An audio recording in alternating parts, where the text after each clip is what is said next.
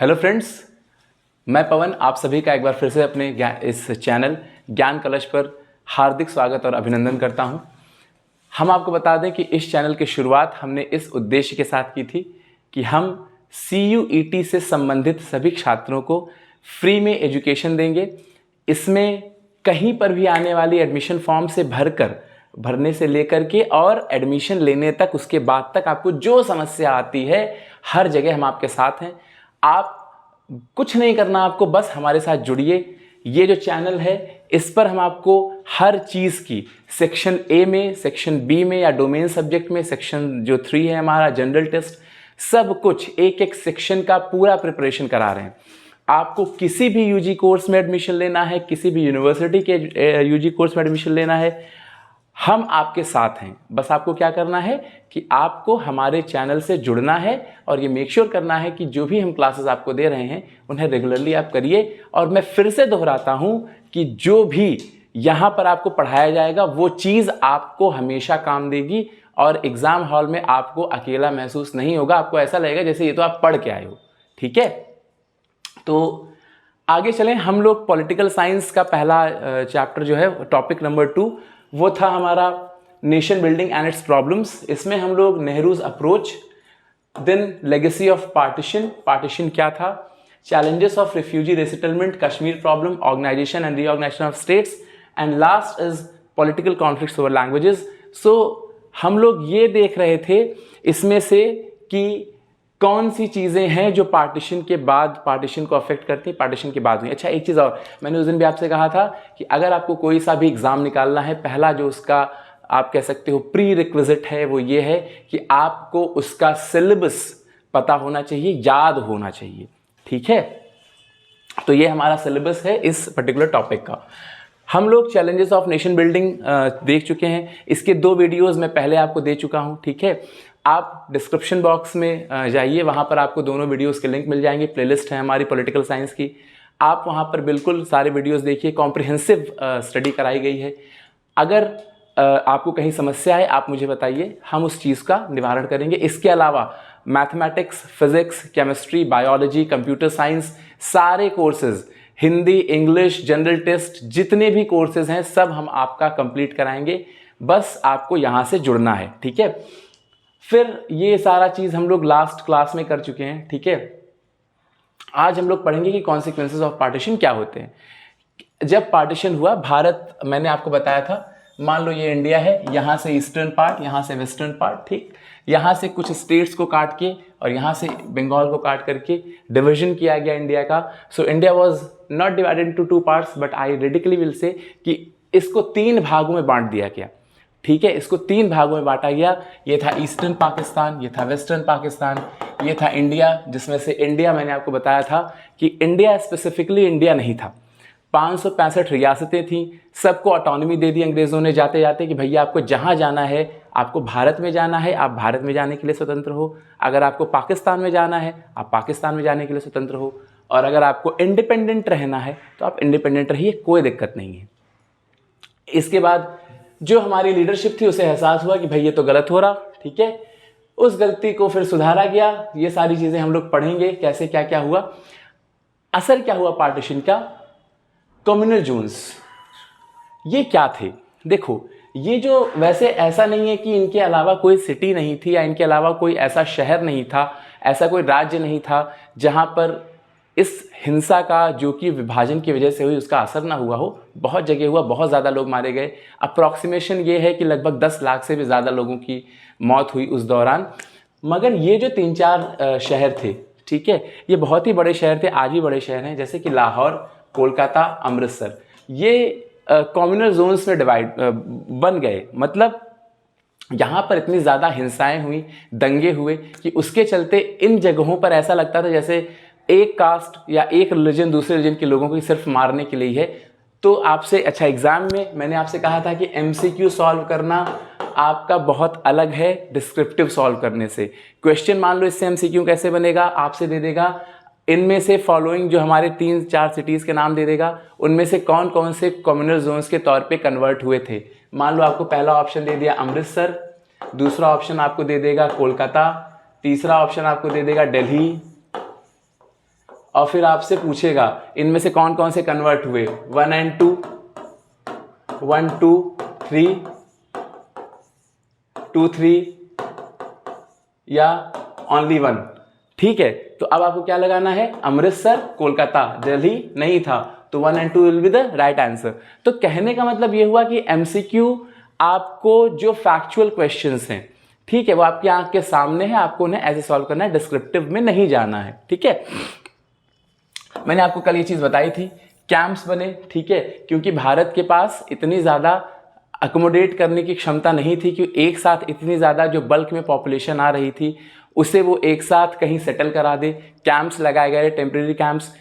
उन temporary camps में जो लोग रहते थे, ठीक है, उन्हें रिफ्यूजी कहा गया था, और वो रिफ्यूजी जो थे उन्हें सेटल कराने में भारत सरकार को बहुत मेहनत करनी पड़ी।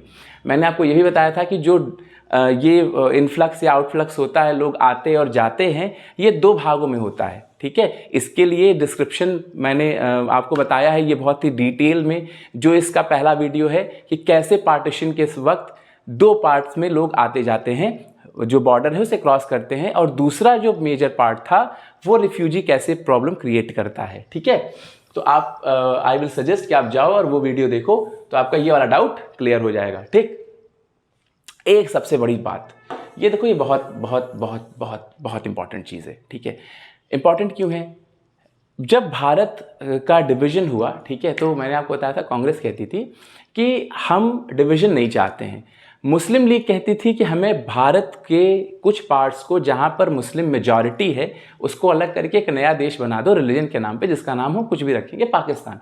2 nation theory this is called, इसको कहते हैं 2 नेशन थियरी। अब बात यह आई कि पाकिस्तान जैसे ही बना, इसी रीजन से बना था कि हम क्या हैं, रिलीजन बेस्ड हैं।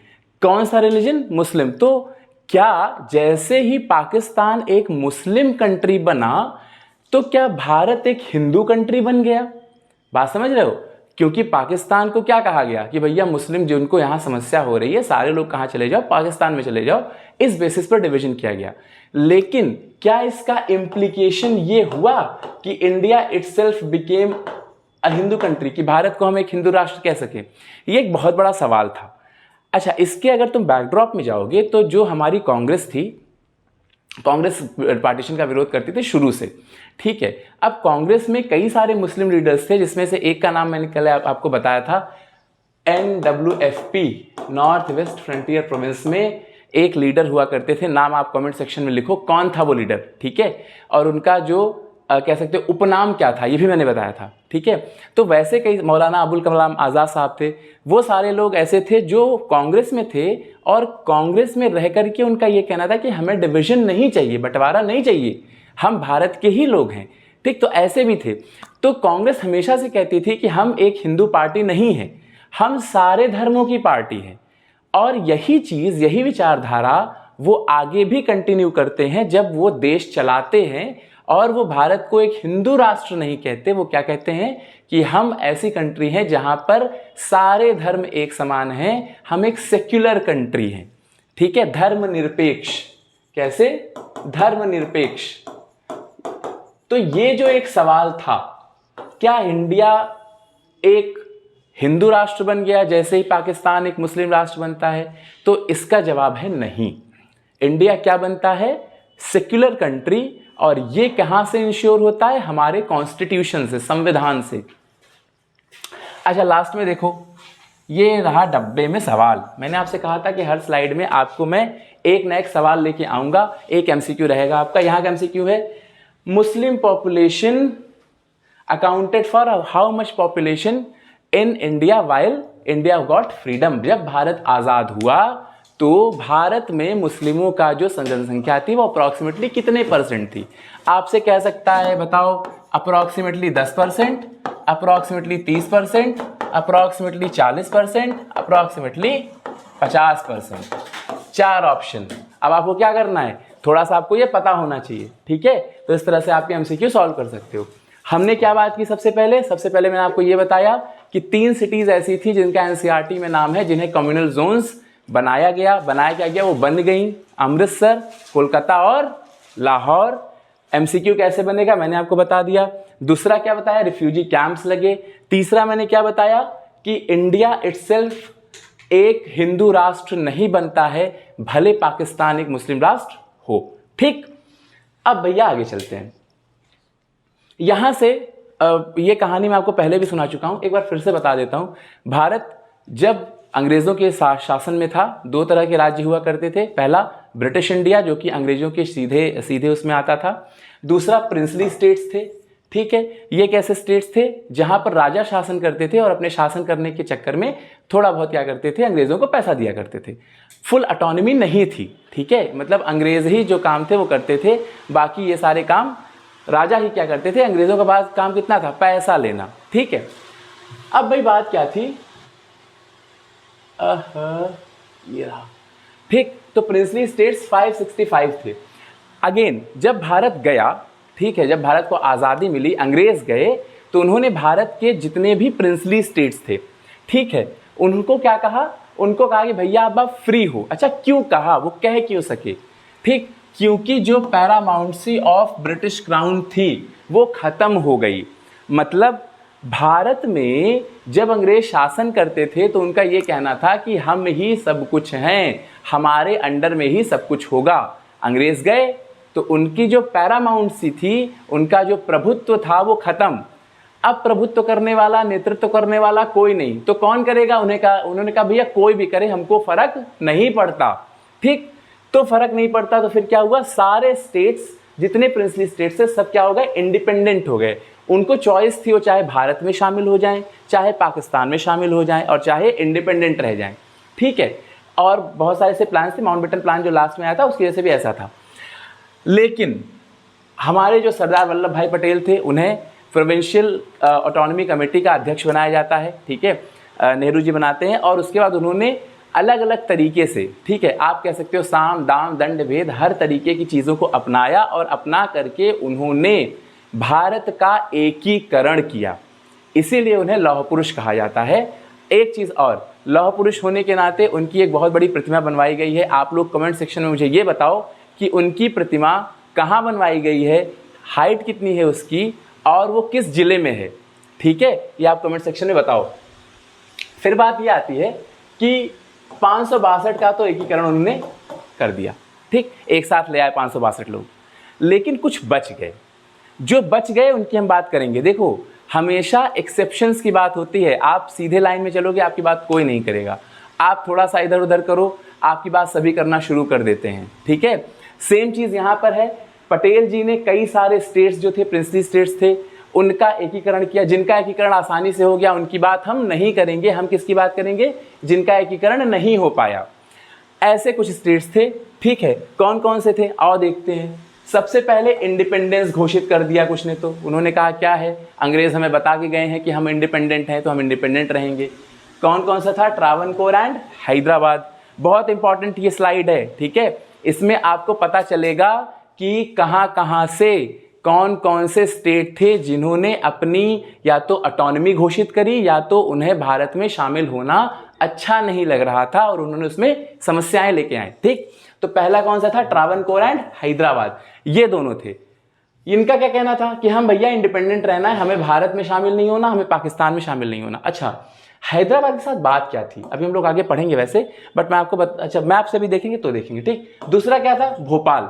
भोपाल ने क्या लिखा है, won't join constituent assembly. Bhopal ने कहा, जो वहां का प्रिंसली स्टेट था, कि हम किसी भी तरह से जो हमारी संविधान सभा है, ठीक, संविधान सभा है, उसमें शामिल नहीं होंगे। अब कॉन्स्टिट्यूएंट असेंबली जो थी वो हमारे देश के संविधान का निर्माण कर रही थी। अगर आप उसमें शामिल नहीं हो रहे हो, इसका मतलब ये है कहीं ना कहीं आप भारत के संविधान में भी भरोसा नहीं करते।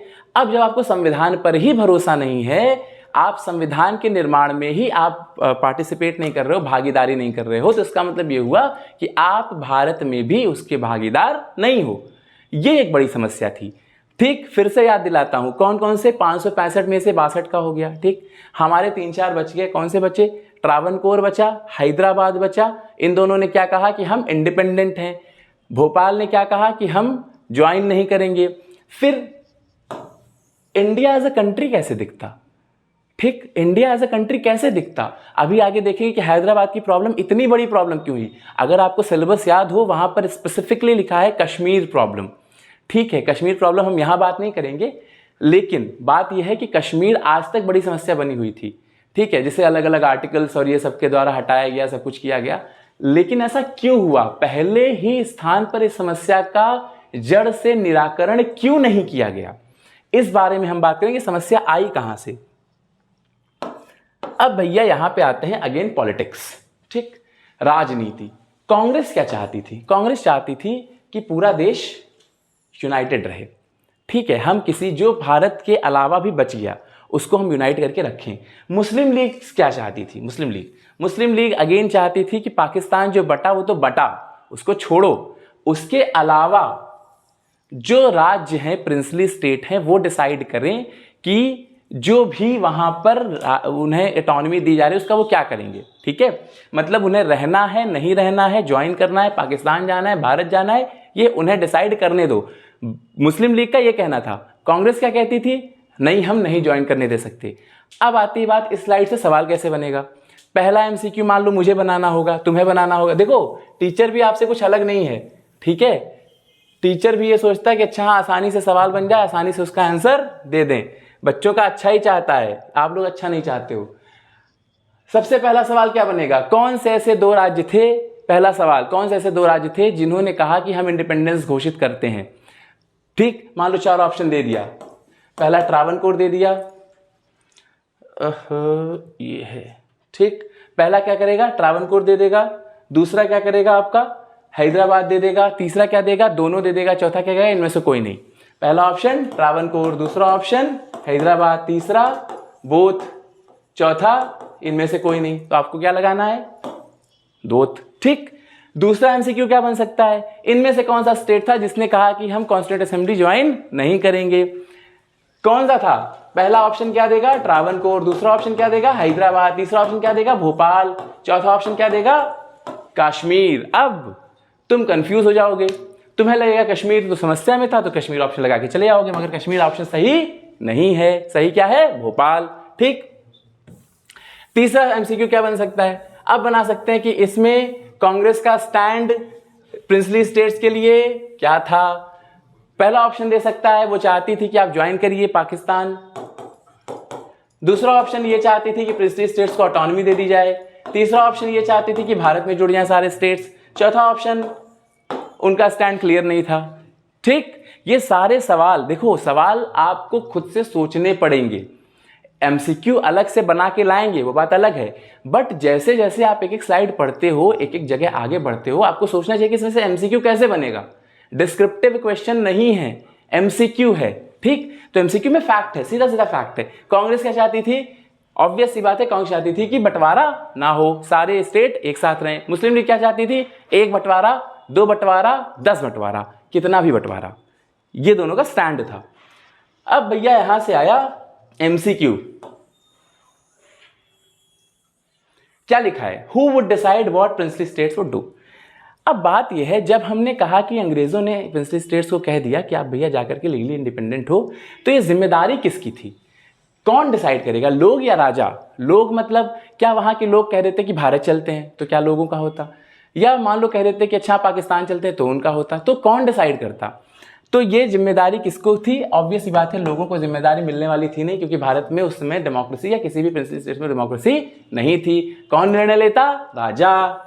अब बात ये थी, राजा सब कुछ करने को स्वतंत्र था। ठीक, अब भाई देखो, आज ये हम यहां तक पढ़ेंगे, फिर आगे बात करेंगे, इन चारों के बारे में पढ़ लें। ठीक, एक वर्ड देखो यहां दिख रहा है, इंस्ट्रूमेंट ऑफ एक्सेशन। इसका है क्या, इसका मतलब क्या है।